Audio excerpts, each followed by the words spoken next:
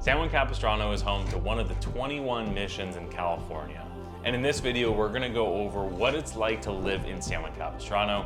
From myself, I grew up in San Juan Capistrano for the first 20 years of my life, and I absolutely love the city. My goal for this video is to keep you informed about San Juan Capistrano and help you make a better decision if you're considering making a move here. If this is your first time to our channel, first of all, thank you for coming and watching.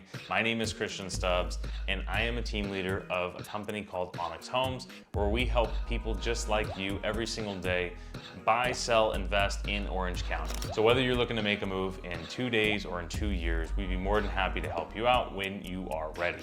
All right, so let's dive right into living in San Juan Capistrano. All right, so the first thing that we have to talk about when you're talking about San Juan Capistrano is the vibrant and historic downtown area. Now, this is something that I've watched over the last 30 years really change. So in the historic downtown area, you've got a couple of different things. You have a lot of different restaurants, which I'll get to in a second, but you also have the Mission, which is one of 21 missions. They call it the Jewel of the Missions. It is an unbelievable thing that whether you're moving to Orange County or you're just visiting, you have to go check that out. You also have the train station, which stops right in downtown, which makes for commuting super easy. If you're going down to San Diego or going up north, you can jump on that train. It's right in downtown. You can spend all day in downtown San Juan just checking out all of the history and all the different stuff that's happened there. It really is quite incredible. Now, some of the restaurants that are definitely worth mentioning, you have El Adobe, which is one of the oldest restaurants in the entire city. You have newer restaurants like Trevor's at the Tracks, which is right on the train tracks, and they have done an amazing job of that. You also have Swallows Inn downtown, which if you don't know about it, you have to go at least once. You also have El Adobe, you have Mayfield, you have the Rancho Capistrano Winery.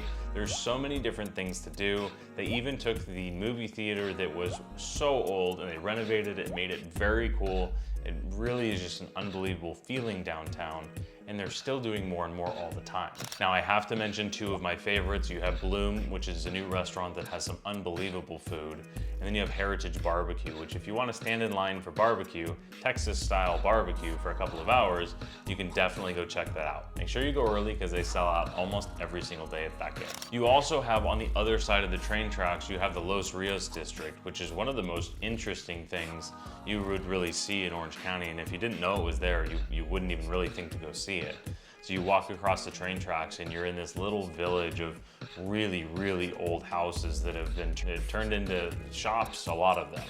So you have Ramos House, which is one of the most popular coffee places and breakfast spots. You have the Tea House and so many other really quaint shops, and I'm not even sure if they have names, but you can go buy some really cool stuff down there. It's a fun place to just go walk and check out. They also have Zumars, which is a fun little petting zoo you can take your kids to.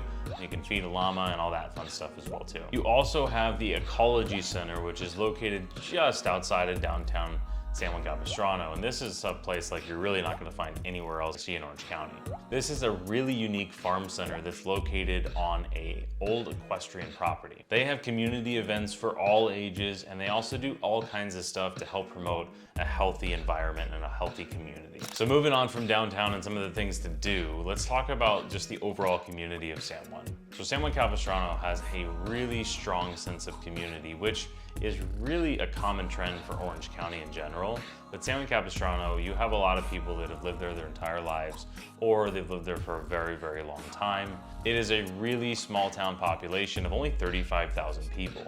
So San Juan Capistrano's footprint is rather large. There are a ton of properties that have a lot of property, a lot of acreage, and there's not that many people that live there. It's only a 35,000 population, which is not very big compared to some of the other cities in Orange County. There's a lot of activities that the locals are always engaged in. You have the annual Swallows Day Parade, which is a ton of fun.